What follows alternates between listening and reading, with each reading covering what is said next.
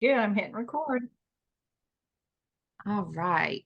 All right. Well, good morning, everybody. Thanks so much for joining on to our class. It is so convenient that we can all be at home or wherever we are and get together to learn.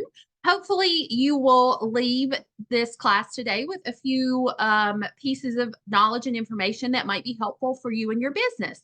So I know a lot of you guys, I recognize names and faces, but if you do not know me and I do not know you, my name's Sarah Romsberg. I am out of the Mooresville office, and so that's maybe why I don't recognize everyone because I'm in Mooresville. But with Lantern, the good thing about us is we're all together and all one big agency and family, and can learn from everyone else.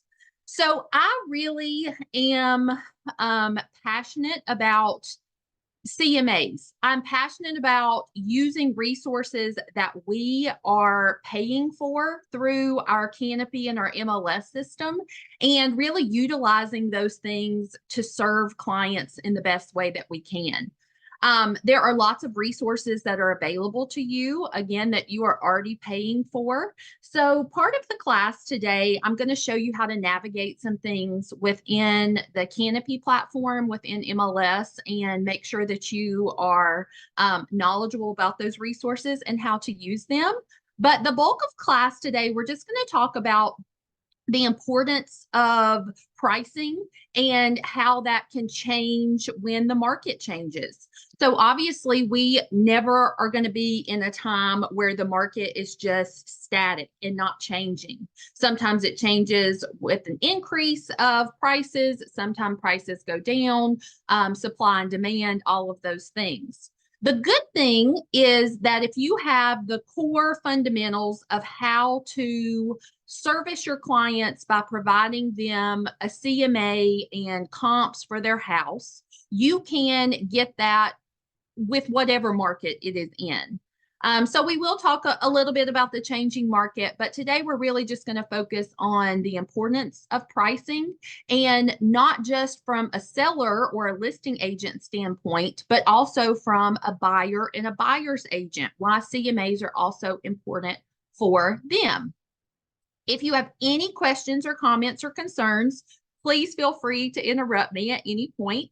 Again, and tell stories or ask questions. I don't know that I think I can see the chat if it pops up, but if not, if you type something, Melissa's going to help me, but just interrupt me if I just talk and talk and talk and you want to talk. So let's go ahead and get started. We will get this finished by 11. We will keep this to an hour. So let's go ahead and get started. Why is pricing important? Like, why do we as real estate brokers need to even be concerned about pricing depending on the market, if it's good, bad, whatever? Pricing, as you know, is important because it is going to drive the market. It is going to be the thing that determines the health of the market, how quickly houses are selling, how many houses are available. And pricing is really dependent on those things. So with real estate, it's not like a car auto industry. We do not have a Kelly Blue Book where we can flip and say, this is a house built in 2010. It's 5 beds, 3 baths. It's on a quarter of an acre, and it's in Cabarrus County. So ding, ding, ding, it's worth $425,000. We don't have that option. Okay. We have to get our resources from multiple different places, look at lots of different data points, and then come up with what we believe is going to be market value for a property. Okay, we have to use all kinds of data and resources, and I'm going to show you some of those in class today. Pricing is important for another reason, because this is going to be probably the biggest transaction of your client's life.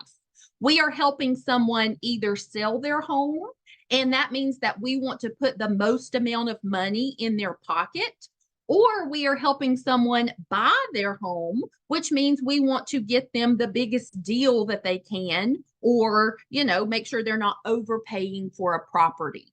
That's why pricing is important for both the seller and the buyer side of things. More than that, I think as real estate brokers, pricing is important because it's our responsibility to the overall health of a real estate market to be knowledgeable and competent. It is not good for the market, for our industry, or for our clients if you have real estate brokers who just throw out numbers, who don't use the data and resources available to nail down a market value price. I'm sure we all have had interactions with people who, can just throw out numbers and say, oh, yeah, your house is probably worth this, or that house is overpriced. It's not worth that. And my immediate thought is always, well, where are you getting that information from? If someone says to me, that house is so overpriced, it is not worth that. I say, well, why do you think that? Where are you getting your market data and statistics to show you that the house is not worth that? And so within a changing market, which is what we're going to talk about today, it's super important for brokers and our clients to be educated about what was true 6 months ago, 1 year ago, 5 years ago is not necessarily true today. And it's not going to be true 6 months, a year, or 5 years in the future. So we really have to focus on the market of the moment and use data that supports where we are in any given real estate market. The last reason pricing is important, and then we'll move on to another topic, is because the value is dynamic. Dynamic means it is always changing. So like I just said, 6 months ago, a year ago, 2 years ago, that is not the same market that we are in today. Market value is always going to be changing. And so therefore, you cannot rely on what you knew a year ago about a certain area to base prices off of today. Okay. If you are, let's say you sold a home in a neighborhood 18 months ago or 2 years ago, and you think you have a grasp on the values of homes in that neighborhood because you sold a house there 2 years ago. You cannot just start spitting out numbers to another person and say, yeah, the home I sold 2 years ago sold for $167 a square foot. So yours will probably sell for about the same. If you are having conversations with people like that without doing the due diligence of research and digging into the data, you're really doing, like I said, yourself a disservice, your client a disservice, and the real estate market that we all work in a disservice. So pricing is super duper important when it comes to your responsibility as a real estate broker. Any questions or concerns or comments? All right. And I'm a hand talker. I'm sure y'all got that by now. I'm like, these hands get popping. So hopefully I'm not distracting anybody. I used to be a classroom teacher, and I was an ESL teacher for a little bit, and I cannot get rid of using my hands. Those hands still come out from time to time. I think from my ESL days, they just want to pop out. So hopefully I am not distracting to you. So let's think about some factors that influence pricing.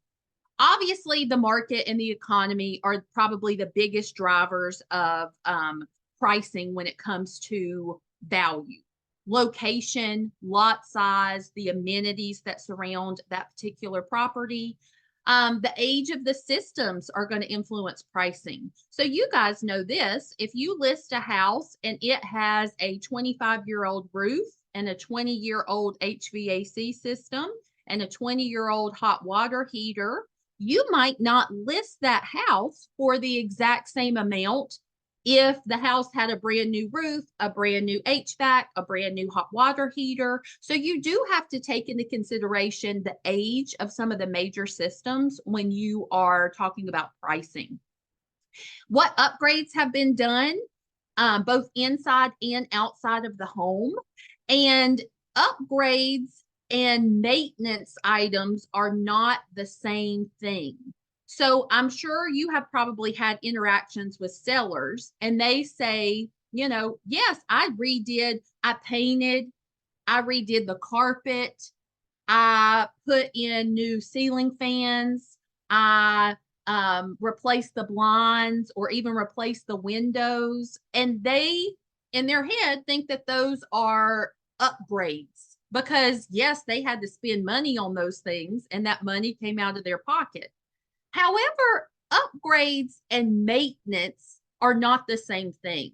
Usually, items like that, painting, carpet replacement, even new windows, blinds, fixtures, those are going to be more maintenance items that are just part of owning a house and not something that is truly an upgrade.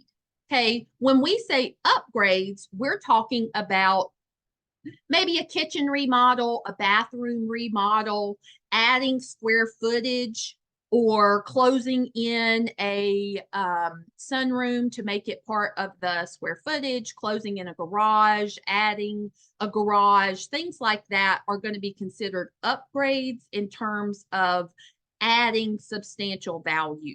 So you do need to know the difference, and your sellers do need to know the difference in maintenance items and upgrade items. Schools can influence pricing, what school zone you're in. Crime rates can obviously influence pricing and value. The general condition of not only the house, but the area can influence pricing. If you have a beautiful $400,000 house, but right across the driveway from your house is a beaten down junkyard house that has cars parked in the front yard and, like all seasons of Christmas decorations, or they've got a Christmas tree, a Easter egg tree, they've got a Valentine's wreath. It just looks like a junkyard. That is going to influence the value and the price of your home, like it or not. Recent sales are going to be the biggest factor that influence pricing. That's what we call comps, comparable properties. And then the season and time of year is also something that could influence pricing. I think we all know that typically the spring season is the busiest in terms of people wanting to make big moves. Usually people, if they have children that are in school, they want to finish out the school year and then move over the summer. So the time of the year or the season can also influence what you would price a home at. Any questions about any of those things, or do you have any additional factors that you guys know of that influence pricing?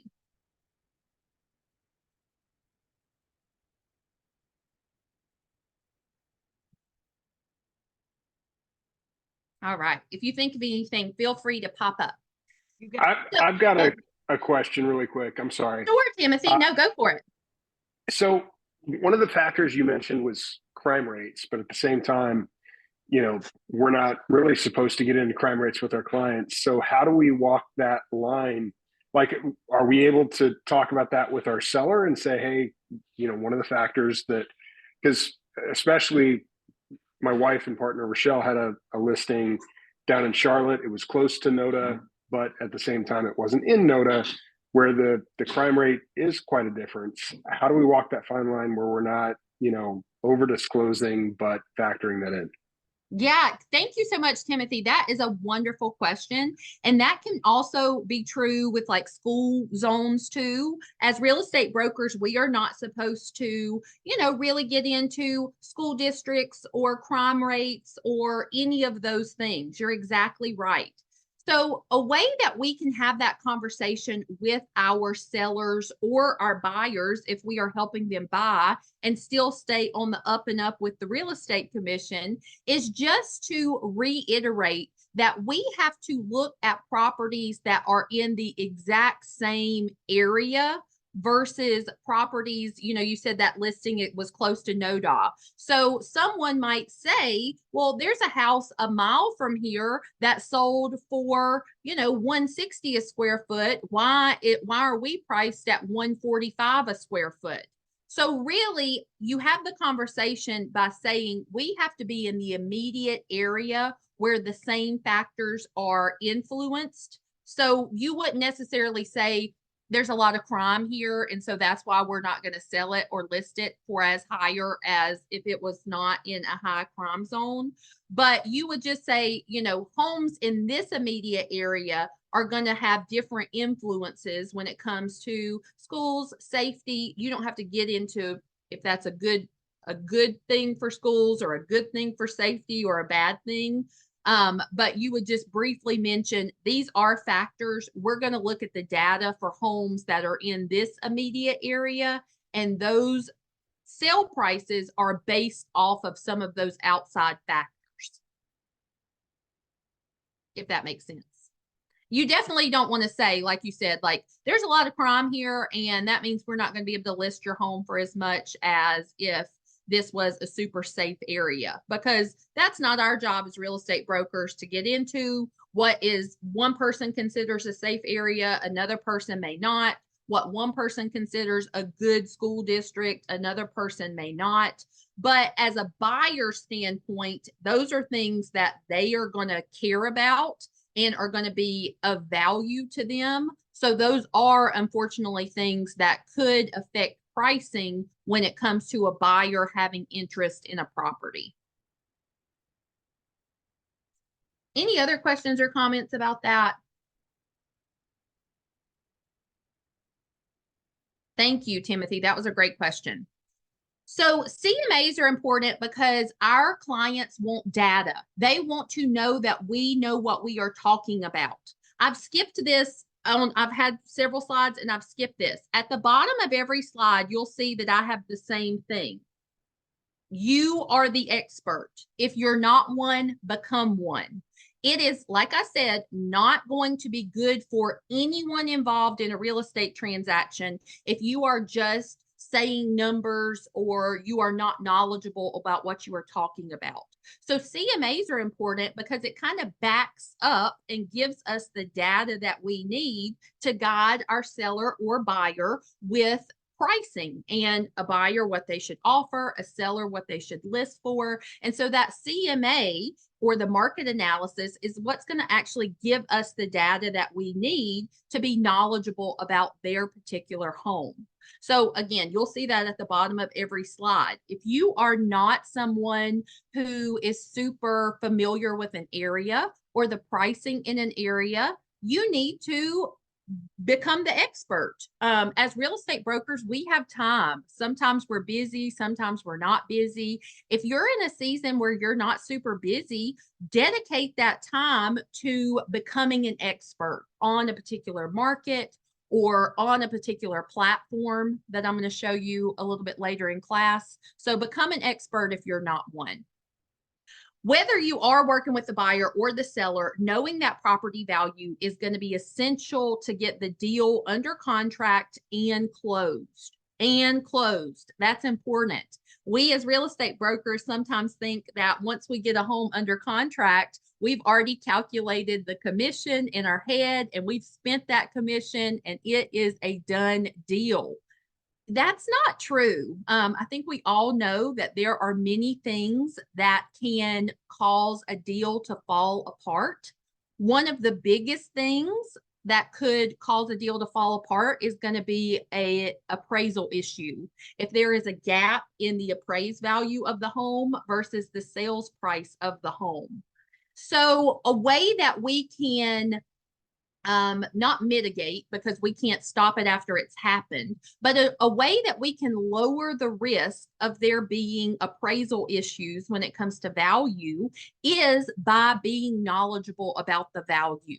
As a buyer, you know, if I have a buyer that says, I want to offer $30,000 over the list price because I love the house so much, it's my responsibility to tell that buyer, I do not think the house is going to appraise for $30,000 over the sales price. They are priced where they should be. You know, if you offer that much money, you're risking the chance that there's going to be an appraisal issue, and the sellers are not going to be required to come down. So that could mean that you would have to pay that money out of pocket.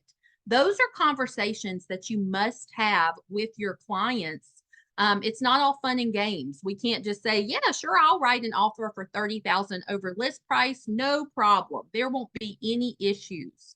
If you think there might be some issues, and even if you don't think there's might be some issues, it's always good to have that conversation before something bad happens. I think that's one of the biggest responsibilities of a real estate broker is to prepare our clients for what could happen. So then if it does happen, they're not surprised or mad at us or, act like they've never heard it before. This is our responsibility as a broker. Any questions or comments about that? All right. CMAs are important for both a buyer and a seller because a buyer wants to see a CMA to make sure what they are offering is fair market value. They want to make sure that the numbers make sense. They're going to offer an amount that actually is the value of the home. For a seller, a CMA is important because they need to know what to price the home at. They use the data of other sold properties, of the trends in their market, of, again, some of the upgrades or condition of things in their home, and they price their home based off of that data. We all know that a seller can go online to Zillow or any of the other websites and get an estimated value of their home. It's important for us to be able to speak on why that estimated value might not be the most accurate and how, as a real estate broker, it's our job to dive a little bit deeper and not just go off of, the surface estimated value based on price per square foot. Our job is to go a little bit deeper when it comes to those things I mentioned: condition of home, age of systems, area, upgrades, market, supply and demand. That's why we're here. We are the experts in this. And so we need to show our sellers our expertise is diving a little bit deeper. Any questions about that or comments? All right. So within a CMA, and I promise I'm going to show you some CMA tools in just a second. We're getting all the boring stuff out of the way. But within a CMA, you are going to focus on a few different things. Obviously, a CMA is going to have closed properties that are comparable to your property. That is probably the most important part of a CMA, closed comparable properties. Square footage is a big factor that's important. The age of the home, the neighborhood, the kind of home it is, the bed and bathroom count. Does it have a garage? Is it 1 story, 2 stories? Does it have a basement? Does it have a pool? Is it new construction or resale? The listing age is important. So how long has the home been on the market? That can be important in a CMA. And then what acreage is there with the property? Does it come with land? Is it on a little tract of land? What does the acreage look like? Can anybody think of anything else to add to this list of things that you might see in a CMA that would affect value?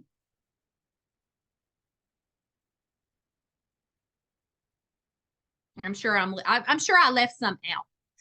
So talking about resources in order for you to create CMAs, there are many, many resources that are available for you, and you already paid for all of them through your subscription to the MLS. So my favorite one is RPR, which stands for Realtor Property Resource. I also love the SAM reports, and there's another CMA company called Remind that is through MLS.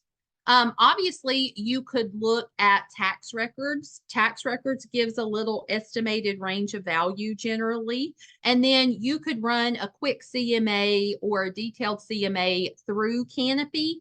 That's probably my least favorite one just because I don't like that format, but I will show you how to do that. And I'll show you how to use all of these resources that you have access to. Does anyone have any experience using either Realtor Property Resource or Remind? We probably all have used tax records and just the closed comps and maybe even SAM reports. But does anybody use RPR or Remind already?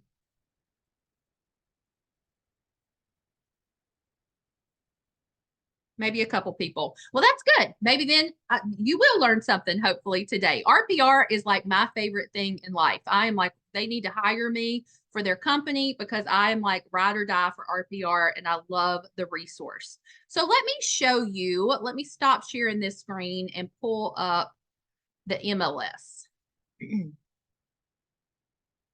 share again.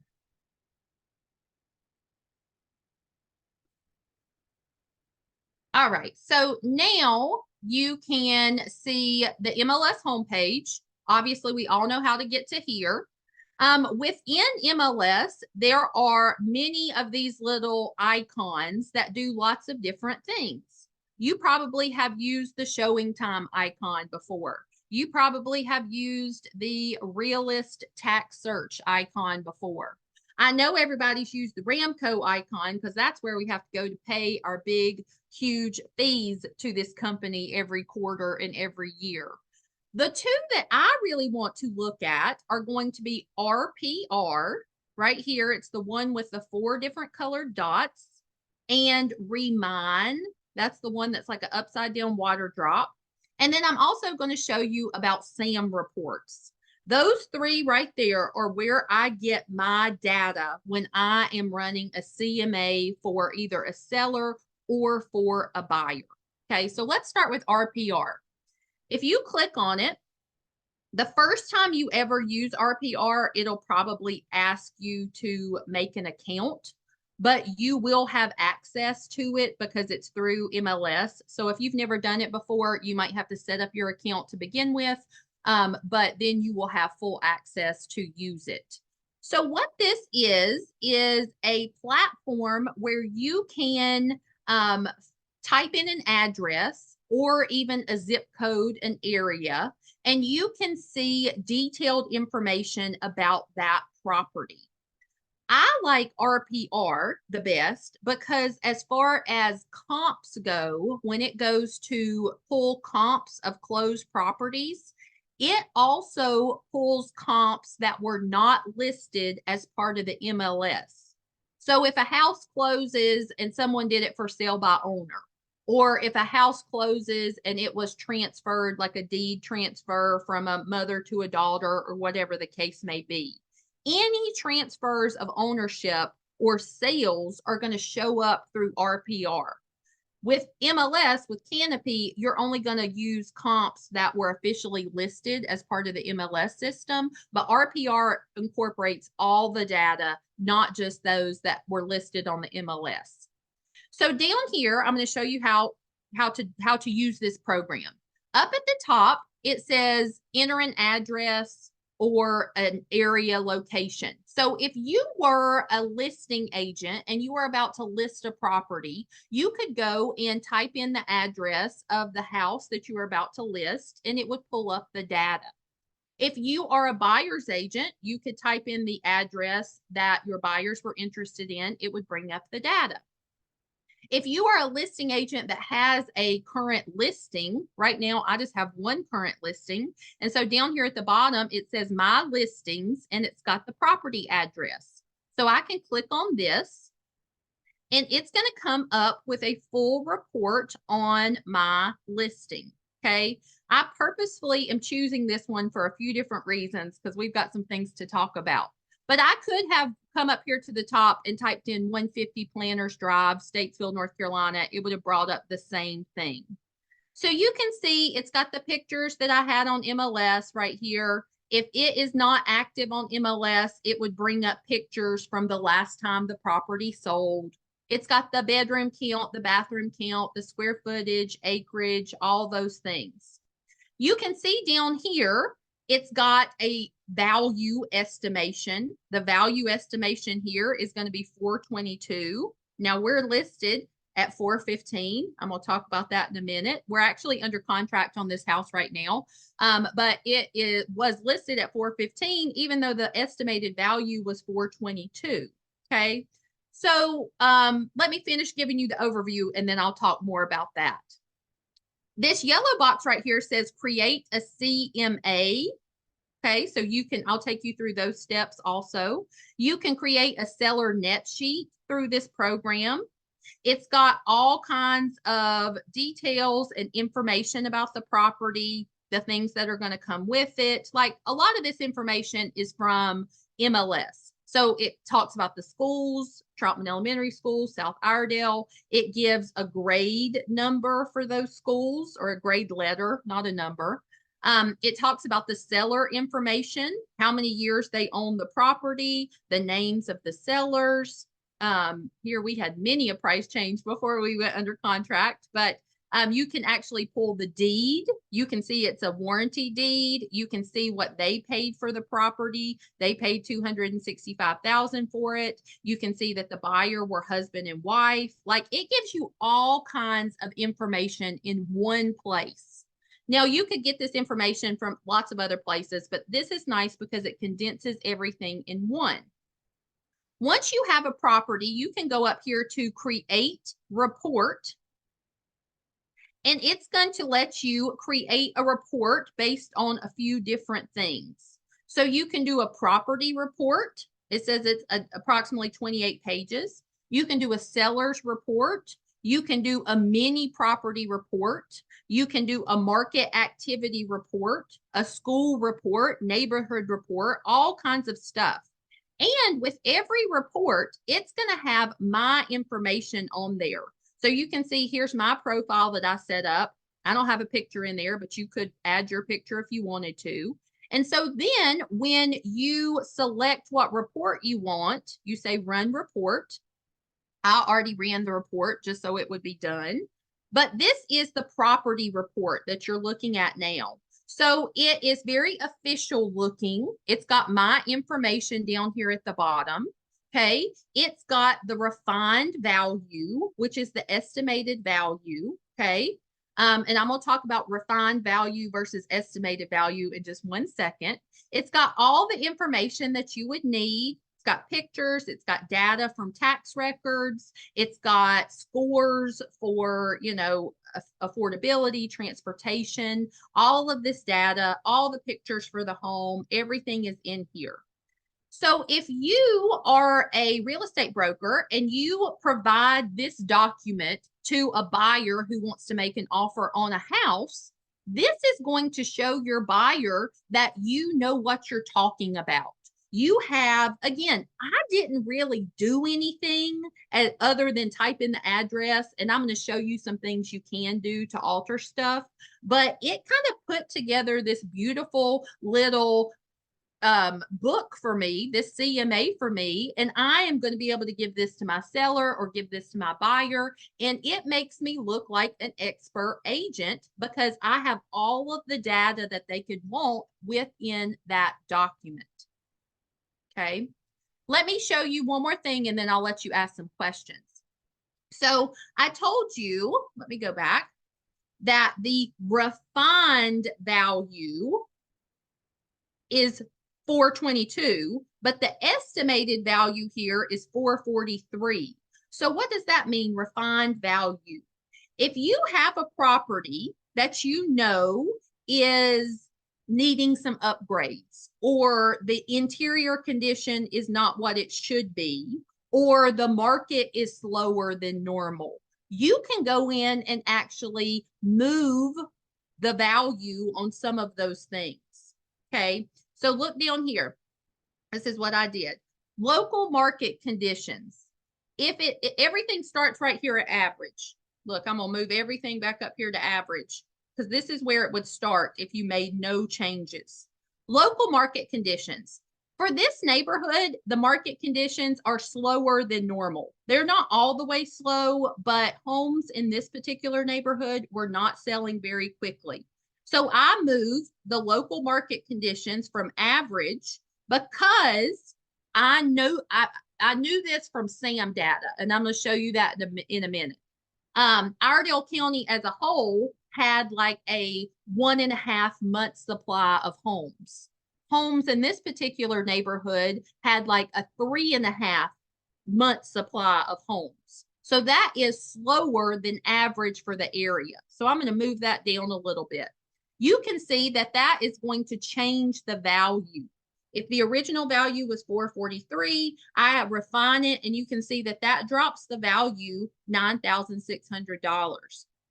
The exterior condition of this home is a little bit inferior to other homes in the area. The backyard does this right here. It is a super big slope. Most of the other homes that are listed in this area have nice flat backyards. So the exterior condition is going to be a little bit inferior to other properties. The interior condition of this home was inferior. The whole house needed to be repainted. The carpet on both sets of stairs was in horrible condition. And my sellers didn't want to do any of this stuff up front. They would rather just say, we know our home is the way it is, and we will price it accordingly.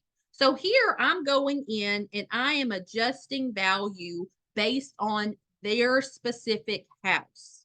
Now, privacy of this home is a little bit superior. It's a cul-de-sac lot. It's surrounded by trees. And so I could say that it's a little bit superior compared to other properties that were listed in this immediate area.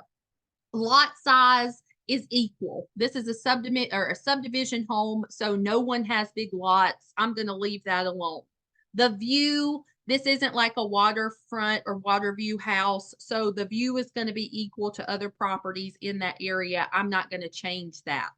So again, I can change these depending on the particular house.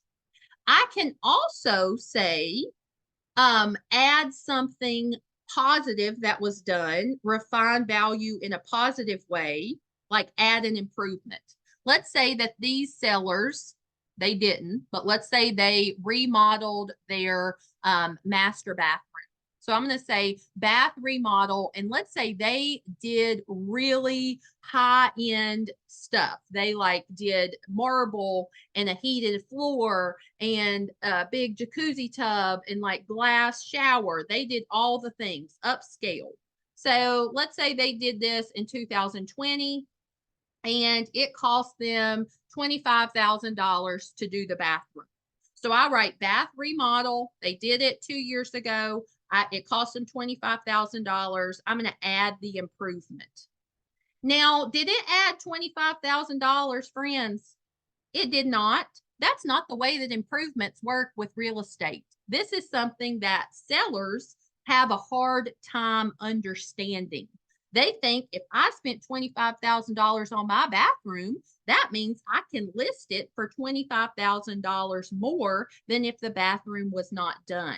That is not the case, okay? We don't get dollar in, dollar out for upgrades to a home. This added $11,900 to the value of the home.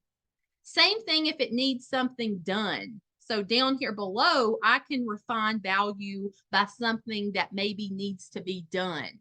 Let's say that the carpet needs to be replaced. Okay, so I'm going to write carpet replaced in home or carpet replaced. And let's say that's probably going to cost about $6,000. So I can add that, and that is going to remove dollar for dollar the value of the home. So if you know the carpet needs to be replaced, or if you know the kitchen is really old and it needs to be remodeled, you can refine the value. And the good thing is this program automatically calculates how much should be added and how much should be taken away based on what you type in. So what questions do you guys have about what I just showed you?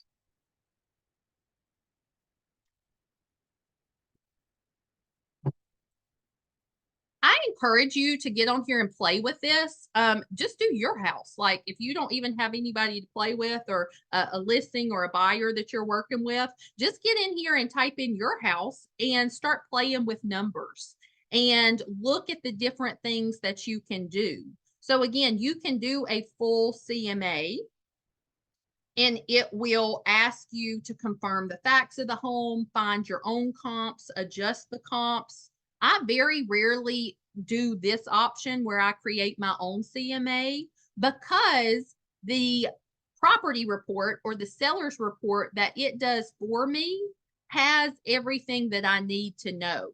It's got the comps, it's got the price per square foot, it's got the home details, it has everything I would need to know without creating my own CMA. But if you wanted to just use the comps that you wanted and exclude some of the other ones, you could do that. It lets you make adjustments just like I showed you. And then you could create a CMA in this platform also. You can do this for any address. You just type in the address up here, it'll search, and it will come up with one of those. It also goes over a market. So I have my primary market set for Morrisville. It shows me right now that there are 29 houses for sale, 7 for lease, 13 pending. Again, these are new properties. These are not total. These are new properties. And so you could go and look and just click on one. Okay, well, here's one that just was listed for $1.4 million. I could look at that. I could come down here and look at this. Here's a coming soon on the water, $3.1 million. So it shows you the new listings also. This is RPR. Again, I get to it from my homepage of Canopy. Any questions about RPR? The next one I want to show you is Remine, R-E-M-I-N-E. Remine is also on your dashboard for Canopy. It is another, it's kind of like RPR. I like RPR better than Remine, but it has similar options where it will show you your listings. So I can go and click on this listing right here, which is the one I just showed you. It will come up with all of the info that I just showed you before that's on MLS, and I can say create CMA. Okay. There is a version of Remine that you can pay extra for called Cloud CMA, but the Remine CMA 360 is what's included. So I'm going to select that button. I'm going to enter in, or it'll automatically be done for me, the comps. So this is going to look for houses that have between 3 and 6 bedrooms, 3 and 6 bathrooms. But I could change that if I wanted to and just say like 4 to 5 bedrooms, 4 to 5 bathrooms, square foot. I could alter the comps that it's looking for. And then you can say, I only want comps within 1/4 of a mile, a 1/2 mile, whatever the case may be. So I'm going to search. This is going to bring me up to 7 comps, 3 that are actively listed and 4 that have already closed. Okay.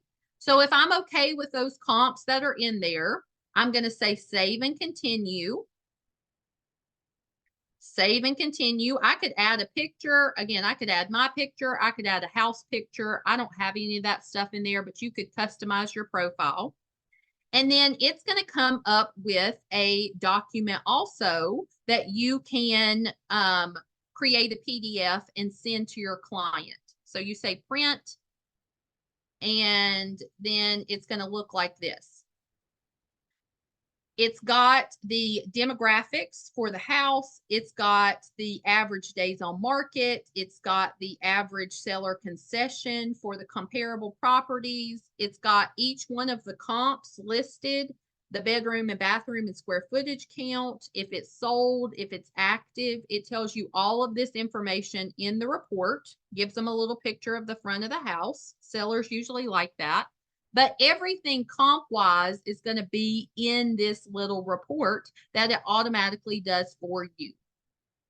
Remine is not as detailed when it comes to like owner information, school information. It is much more just the comparable properties that you are looking at. So again, these are the ones that are actively listed. These are the ones that have sold, but it gives you all the data you need. Days on market, list price, sold price, if there were any seller concessions, the estimated value, when the sale date was. So I really like Remind because it is everything that you can get on MLS. You can go find an MLS sheet of a closed property and it gives you all of this data. But our sellers or our buyers sometimes don't know how to find that. Think about those MLS sheets. The days on market is usually like down at the bottom. The sales price is at the top. Seller concessions is at the bottom. Like it's kind of all over the place. I really like Remind because it takes essentially all the data in MLS and it puts it in a very consolidated and easy to read format for both our buyers and our sellers. Let's see. I can see the chat. So let's see. China says, will you send a CMA to the seller before signing a listing agreement? So that's a great question. And yes, absolutely. I would go over a CMA with the seller before we signed a listing agreement. I'm going to talk to you about a platform you can use to do that virtually if you don't want to go meet with them in person, or if timelines don't show up. I'm going to show you a platform where you can kind of do a virtual listing agreement and go over a CMA with them. But absolutely, I would not sign a listing agreement with someone until they looked at a CMA, they felt comfortable with the price that I gave them, and you know we were okay on price. I'm not going to sign a listing agreement with someone unless we are on the same page when it comes to pricing. And then let's see, Melinda says, I did a class for certified buyer's agent. In the class they said we should not only use the recently sold properties but also actively listed properties in the area as well. So I agree with that to an extent. And that's another reason why I like Remind, because it does show you actively listed ones in one section and then sold listed one or sold properties in another section.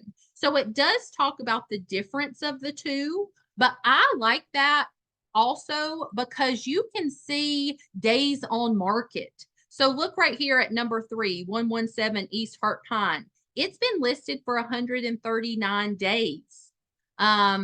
West Hart Pine 101's been listed for 36 days. I like for a seller to see, you know, number 3, it says the estimated value is 466. The list price is 465. So it doesn't look like it's really overpriced, but it's still been on the market for 139 days. This is a good way to kind of set expectations sometimes when it comes with your sellers. We don't want sellers to think their house is going to sell overnight if it's in a market where houses aren't selling overnight, even if there's nothing wrong with the house. Some markets, some neighborhoods, some areas are a little bit slower than other parts of our big Charlotte area market. So this is a good way to kind of get expectations on the right page when you can show them the actively listed ones and then versus the ones that have sold, how long they were on the market, was the value different based on what it sold for, and all of that. Good Sarah, comment. Yes. There's 2 questions in the chat. I don't know if you saw them. But do you want me to read them for you? I did. Well, I think that was China asked about the CMA and Melinda. I think I just talked about those 2. Do you see any more? Were those the 2 that you saw? No. I got distracted by a potential new agent that I was trying to. Oh, you're perfect. I could see them. I could see them on my end. So we talked about those. But thank you, Melissa, for staying on that. You're welcome. Awesome. Any other questions or comments about that? Again, I encourage you just to get on this platform and mess around and look at the data and like just use this tool because you're paying for it. So you need to be using it. The last one I want to talk to you about is also on Canopy, and it is going to be the SAM reports. It's this one right here that has like the bar graph and it says SAM. I love SAM reports. They just change the way this platform looks. Oh, never mind. It's not changed on this side. It was changed on one other house I looked at, but yay, this is the one I like. So I like SAM reports because remember in RPR when I said that my listing had a lower than average market, like the market was lower than average. The way that I knew that is because of a SAM report. So in SAM reports, you can search by zip codes, counties, subdivisions, cities, whatever you want to search by. So let me search Iredell County, which is where this property is. And y'all know I'm country, Iredell County. You got to be from Iredell County to say it like that. So here we can see that in 2020, the median sales price was $259,000. Right now, in December of 2023, it's always a month behind, the average sales price is $360,000. So you can see how median sales prices have gone up over the past 3 years. This is the one that I like to look at. Month supply. Here we go. Month supply means that if there were no houses, new houses listed on the market, how long would it take all of the current houses to sell? So back in 2020, there was a 5.5 month supply in Iredell County. Right down here, the peak of all the COVID craziness, there was a 1.8 month supply. Now where we are, it's a 3.2 month supply. So you can see that the market is going in the other direction. This is how we know we have a changing market. The general rule in real estate is if there is less than 6 months of supply, it is considered a seller's market. If it is more than 6 months supply, it is considered a buyer's market. So even back here in 2020, it was still less than 6 months supply. So this technically is still considered a seller's market, but you can see that the pendulum is starting to shift back up. This is what we're going towards now. We had our low and now we're going back up. Okay, so this is Iredell County right now, 3.2 months supply. So now let me go to the subdivision that my listing is in. I can click subdivision and the name of that subdivision is Pine Forest. Yep, Pine Forest in Statesville because there's lots of pine forests. So I click on that one and looky here, friends, this one, oh, well, this is not a good example now because that might have been my only listing. When we first did this, the numbers were a little bit different. Right now it says there's a 1.1 month supply. So this is not a good example for you, but what is a good example is average sales price and days on market. So average days on market for Pine Forest is 31. Back here in 2020, we were as high as 61. Down here at the lowest, we were 3. But right now it's at 31. So I can compare that to the zip code that it's in.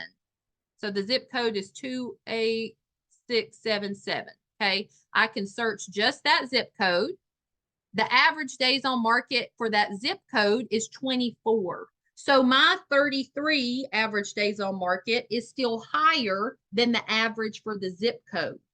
The average days on market for all of Iredell County, if I go back and do Iredell County, average days on market is 19. So again, houses in Pine Forest are taking longer to sell than houses in Iredell County. I can also refine SAM reports and only look at similar types of properties. So up here at the top, let's do only single family, only traditional sales type, which means not a foreclosure. Let's do only 4-bedroom because that's what my listing is. Let's also do only resale because it's not new construction. Let's say between 2,000 and 3,000 square feet. And it's not on the water. So I'm going to refine what I'm looking for. Now I can see the average days on market for Iredell County is 15 for houses like mine. Let me go back to my subdivision. Pine Forest in Statesville. Average days on, well, there's no houses listed right now that are under contract, but you get the gist. You can compare your zip code to a neighborhood, to a county. You could even look at the whole market in general. So I could say all, and that is going to be the whole Charlotte metro area. The data is going to be, let's see, average days on market is 9 days on market for all of the Charlotte metro region. You can really get your numbers when you start messing around with things in this SAM module. Okay.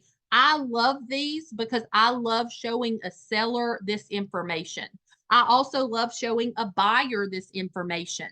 A way that I show this information to a buyer is if they find a house that they like and they want to think about it for a few days or keep looking at other houses, then I'm going to go to SAM and I'm going to type in the subdivision or the zip code, whatever the case may be. And I'm going to show them the average days that a house is on the market before it goes under contract is 9. And the house we just looked at has already been listed for 9 days. So it is probably going to go under contract pretty quickly. It's one thing for us as a real estate agent to say that house is going to fly off the shelf or that house isn't going to be here by the weekend. But it's another thing for us to say that and then have the data to back it up. SAM gives you the data to back that up. And that's why I love it. Any questions about SAM? Again, all 3 of those resources are right here on your homepage of your Canopy MLS website. RPR, Remind, and SAM. You can get everything we just looked at from that homepage. All right, let me go back to my PowerPoint. I know it's 10:59. I'm supposed to only have a minute. I'm almost done. And then I definitely want to let you guys ask questions if you have questions too. So if you need to pop off, feel free to go ahead and leave. But we probably do have about 10 more minutes left of this little class. So let me find where I was. Here we go.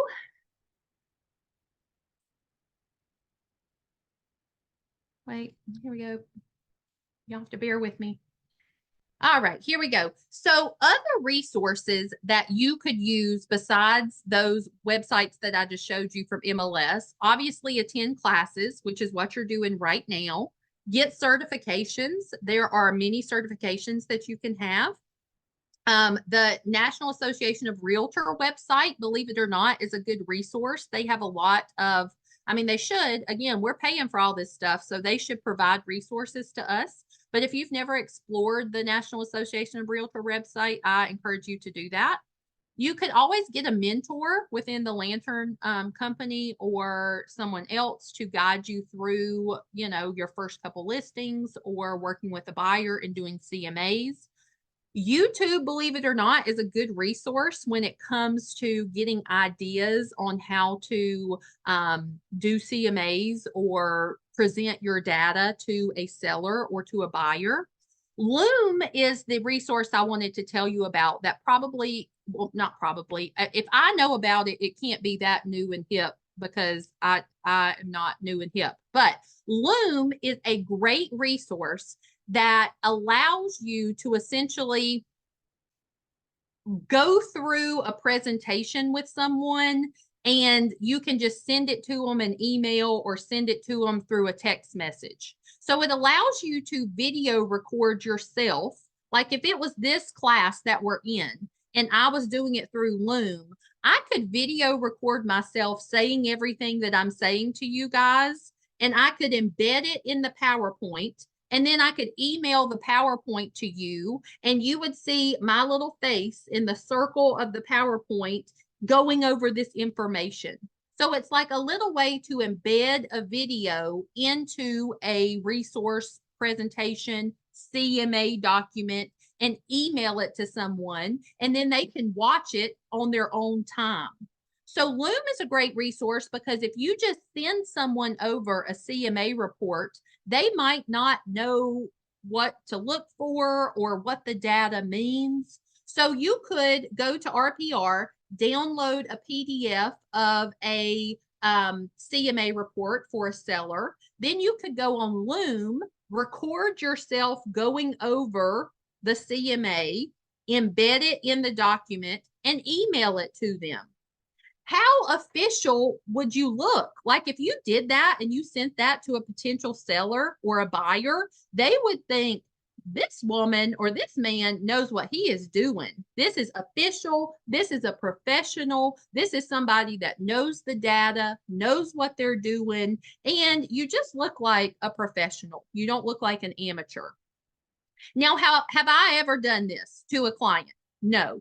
So this is not me sitting up here saying, if you don't do Loom, you're not a good real estate agent, or if you don't go through it this way. I personally have never done that.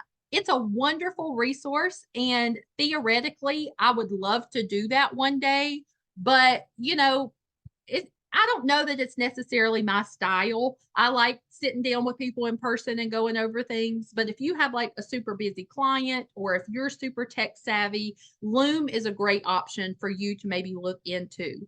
There is a free version of it, and then there's a paid version of it. So you can kind of explore, if that's a resource you would want to use, what that would look like for you. But again, I have never done it. So this is one of those, here are the options that are wonderful and great and would make you look like a star, but you can also be a star without using any of those fancy bells and whistle things. And then lastly is practice. If you have downtime, if you are not busy, just run a CMA for somebody, run it for yourself, run it for your neighbor.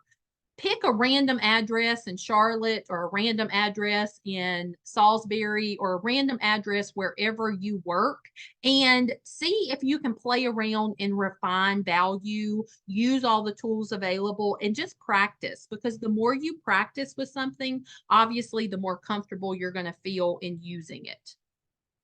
Any questions about that? Or has anybody ever used Loom before or heard of that platform?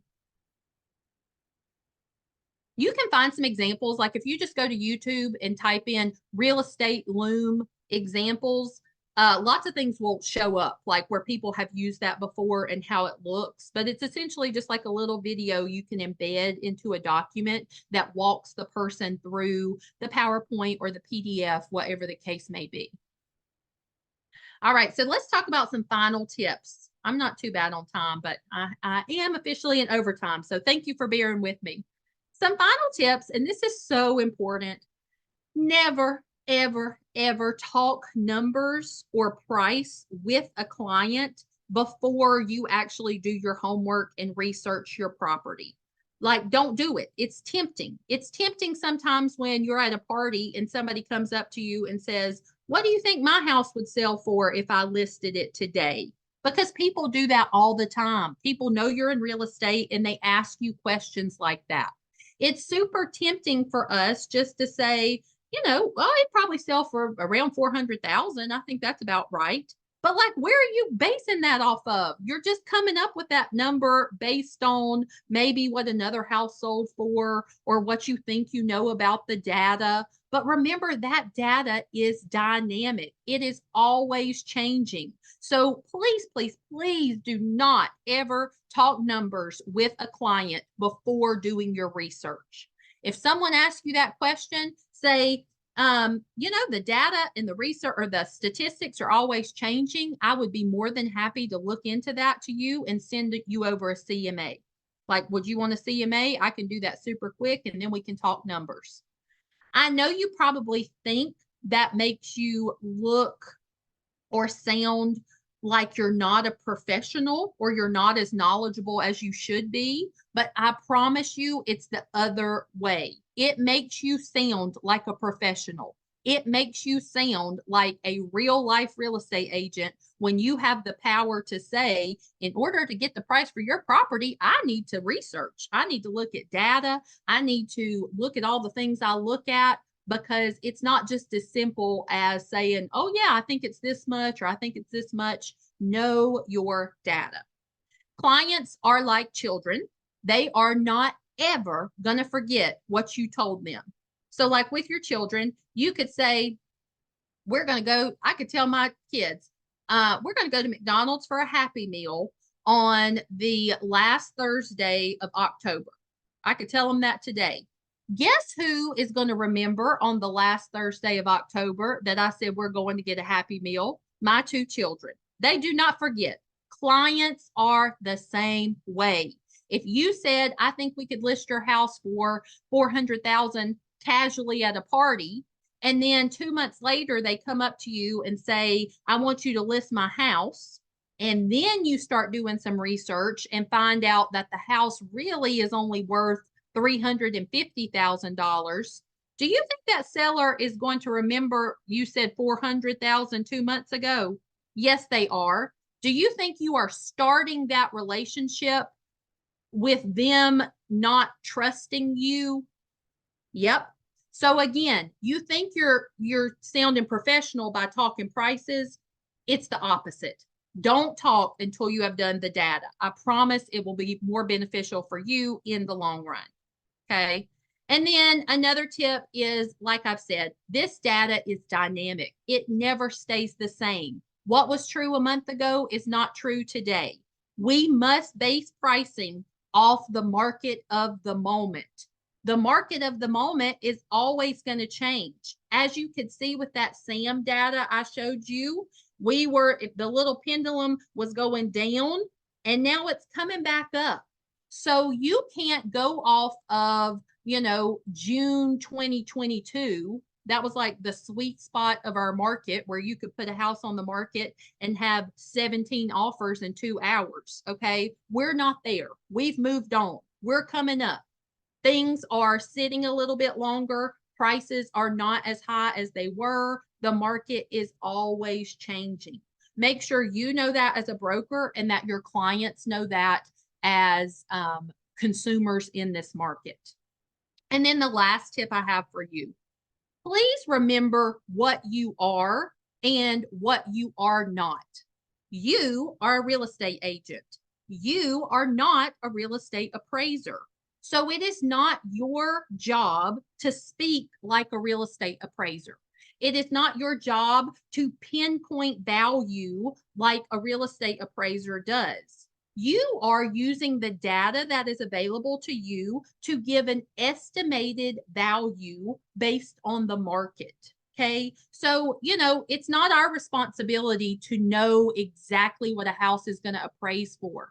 It is our responsibility for you to use the data that's available to nail it in as close as you can to the market value of the moment.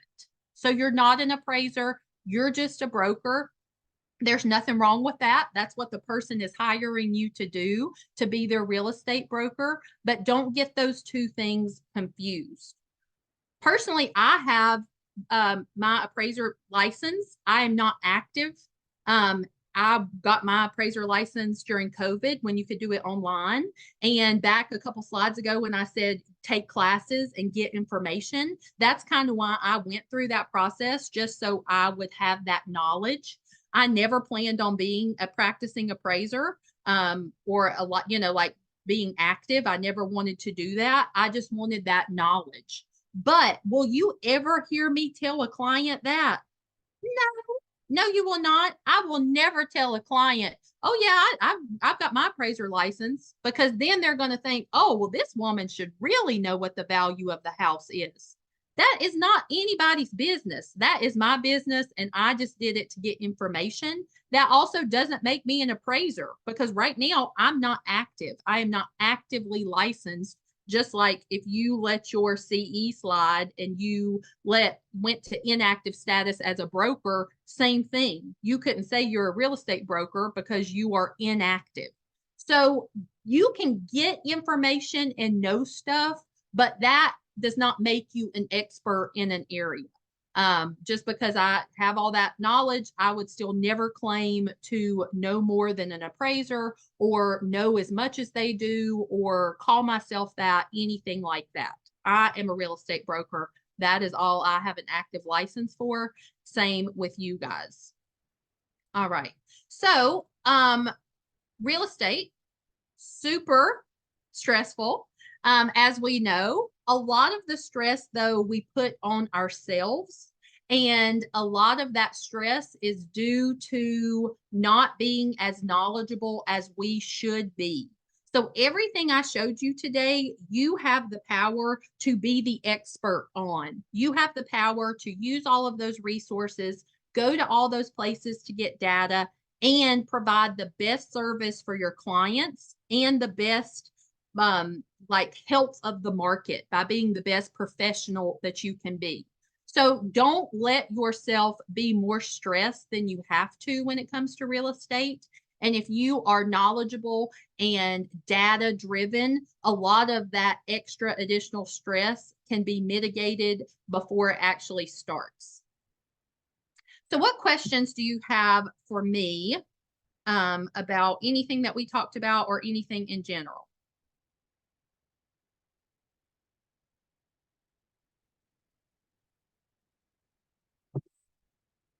No questions?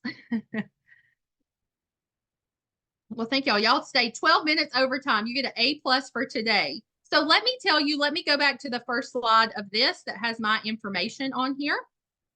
There we go. There is my email address and my telephone number. Again, like I said to begin with, at Lantern, we are all one big family, and I am here to help you guys. If you ever needed anything in the future, feel free to reach out to me.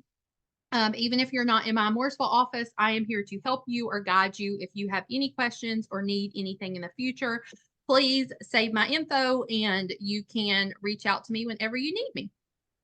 But if not, oh, let's see. We got a question. Yay. Hey, sorry, I'm on my husband's computer, so it was hard for me to, I'm still trying to like work his buttons out. Sorry about that. There you are. Okay, so I have a condo that I'm about to list down in Charlotte. And I actually was just looking at comps yesterday. I have one comp that is at 290, another one that's at 220. Their tax value is exactly the same. And like looking at the one's on the third floor though, the one that's higher price is on the third floor, the one that's lower is on the first. But I'm like $70,000 difference. I've looked at all the pictures and they're very similar. One has carpet, the lower price one has carpet in the bedrooms and the other one doesn't. And literally that's the only difference as far as like condition. Yeah, so that's a tough one. When you don't have a lot of comps to go off of, it does get a little bit tougher to nail down value, especially when the two that you do have are so different. Are the days on market similar for both? Were they listed about the same time? Not at all. Yeah, the one that sold for 290, it was only on the market for 2 days. The one that sold for 223 was on the market for like 184 days. Oh, wow. Yeah. And when did they close? Have they both of them closed recently, like in the past 6 months? So the one that was higher, that one closed, I want to say February of this year.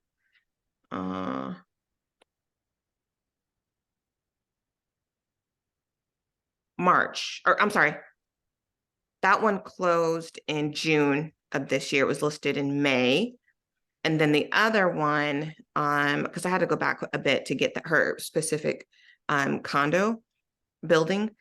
The other one closed back in February of this year, but it was listed because it was on the market for 184 days back in August. Yeah. Those are, and again, when there's not a lot to choose from, sometimes you do have to go back and look at other properties. Are there condos that are similar that are not in the same building, but close by? Are there more choices? Yeah, that's what I ended up doing to kind of to give her a price. I just went a half a mile radius and I was able to get 6. And those are in like the 260s. So that's what I told her. I think that's our, Yeah. And that's what I would suggest too. I think you're exactly right, because both of those properties in that building, if they closed in June of 2023 and February of 2023, both of those are over 6 months old. So an appraiser is going to use, even if they're not in the same building, they are going to use condos that are similar, that have closed closest to where you are. And they really, really like to stay within that 6 months of time period for closing. So even though they're in the same building, I think the ones that are within half a mile are probably a little bit better comp wise because Okay. they have closed closer to when you're trying to list, if that makes sense. Yeah. No, it does. I wasn't sure if the appraiser would, which one he would take weight on, like the same building or date. Yeah, they really like to go by date. I mean, they do like to go by area. Area is important, but date closest to closing is also important, and especially if it's similar in like size of condo, bed bath count. A half a mile difference is still within that closeness category that they need. So they probably are going to go off of recent sales before sales in the building. Okay, sounds good. Thank you. Yeah, awesome. Good luck. I hope it sells quickly for you. Me too. Thank you. Any other questions? And if you don't have any questions and you want to bounce on off, you are free to go ahead and sign off. But if you do have questions, I will stick back a little bit.